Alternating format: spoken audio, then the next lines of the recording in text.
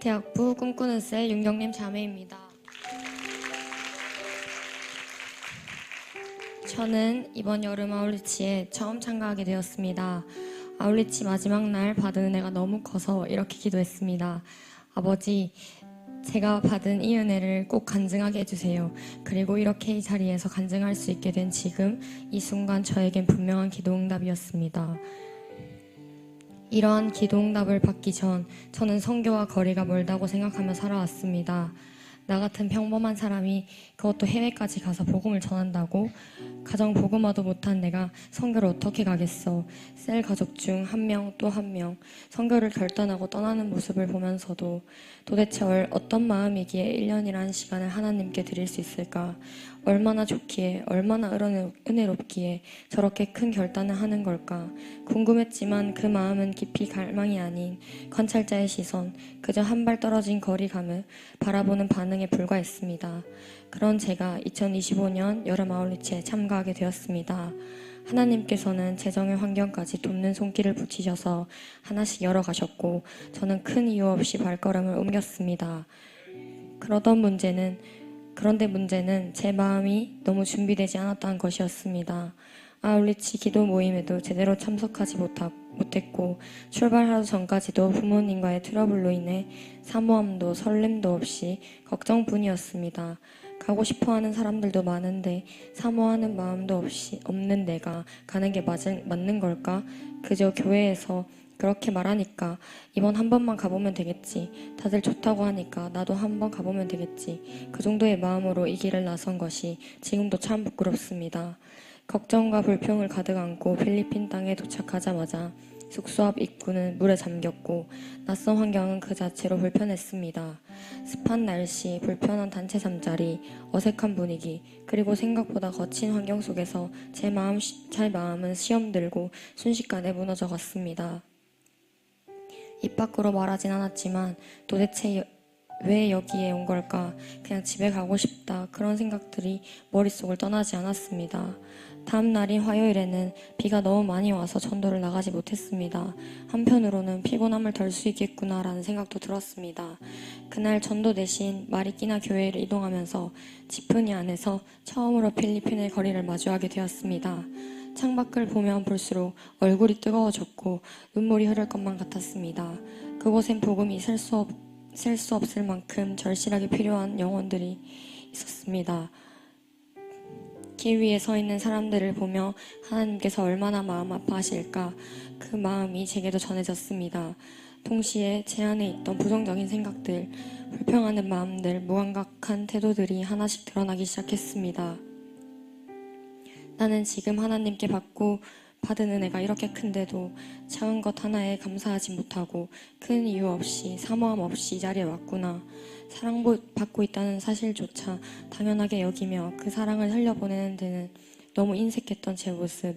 한국에서는 내 가족이니까 내 친구니까 더 마음이 가고 쉽게 다가갔지만 정작 하나님이 눈물로 품고 계신 이 영혼들 앞에서는 그 사랑을 선택적으로 사용하고 있었던 나 자신이 너무나도 부끄러웠습니다.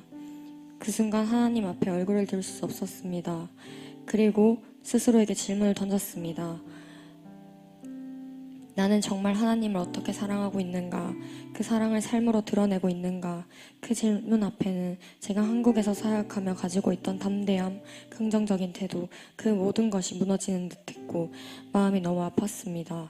저는 조건적인 순종을 하고 있던 사람이었습니다. 사역도 순종도 사람도 할 만한 조건이 되면 하는, 환경이 괜찮으면 하는 사람이었습니다.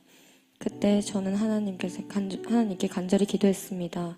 하나님, 제가 여기서 도대체 무엇을 할 수 있을까요? 어떻게 해야 하나님의 마음으로 진정한 사랑으로 이 영혼들을 사랑할 수 있을까요? 그 질문에 하나님께서 말씀하셨습니다. 모든 것은 내가 안다. 너는 성령 충만과 은혜를 사모하라. 내가 너를 돕겠다. 그때부터 저는 제가 할 수 있는 유일한 일인 기도에 온 마음을 쏟기 시작했습니다. 성령의 도우심을 구하고 또 구했습니다. 하나님이 일하시지 않으면 난 아무것도 할 수 없다는 것을 이곳에서 뼈저리게 느끼게 되었습니다.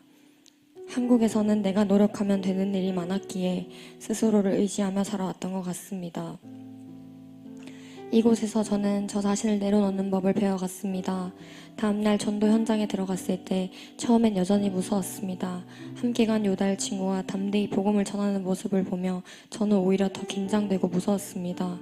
떨리는 입술로 복음을 전했지만 그 순간에도 하나님께서는 저를 사용하고 계셨습니다. 제가 말하고 있는 것이 아니라 하나님께서 말씀을 전하게 하셨습니다. 백지전도 해피미팅, 교제의 시간들을 통해 하나님께서는 이 영혼들을 얼마나 사랑하시는지 온몸으로 느끼게 되었습니다. 그 하나님의 사랑이 저를 통해 흘러가고 있다는 사실에 처음으로 이곳에서만 누릴 수 있는 기쁨, 감격이 밀려왔습니다. 전도의 매 시간, 날씨와 환경은 하나님께서 열어주셨고 말을 붙인 모든 이들이 거절없이 복음을 들어주는 은혜도 있었습니다. 이를 통해 하나님 앞에 결단하게 되었습니다. 첫날엔 두 명에게 복음을 전하는 것도 힘들었지만 다음 날을 위해 이렇게 기도했습니다.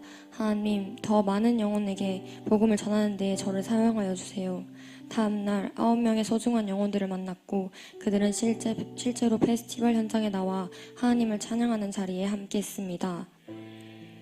그 순간을 잊을 수 없습니다. 하나님께서 하셨습니다. 인간의 노력이나 계획으로는 설명할 수 없는 하나님의 완벽한 인도하심이었습니다. 페스티벌의 현장에서도 헌신 예배의 시간에서도 하나님은 은혜를 가득 부어 주셨습니다. 기도하는 중에 잊고 지냈던 어린 시절의 모든 죄를 떠올리게 하시고 깊이 회개하게 하셨습니다. 그리고 제 입으로 고백하게 하셨습니다.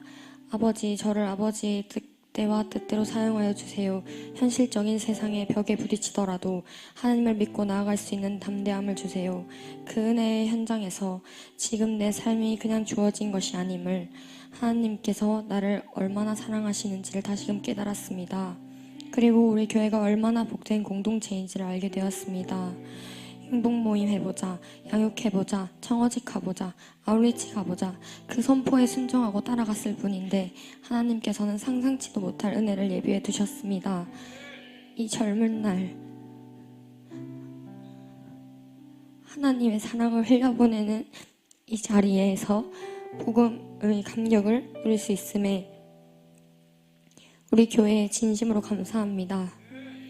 그리고 너무 행복합니다. 사랑하는 자들아, 하나님이 이같이 우리를 사랑하셨은즉 우리도 서로 사랑하는 것이 마땅하도다. 요한일서 4장 7절 말씀. 아멘. 사랑하는 담임 목사님,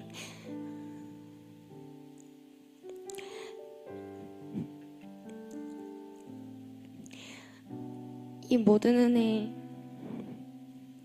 시작에는 언제나 다음 세대를 위해 앞장서 달려오신 담임 목사님의 사랑과 헌신이 있었음을 기억하겠습니다. 그 비전의 길을 따라 저도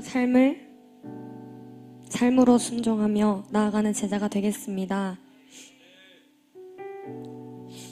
아직 부족하지만 삶 전체로 섬김으로 기도로 교회에 함께 세우고 복음을 전하는 일꾼으로 살아가겠습니다.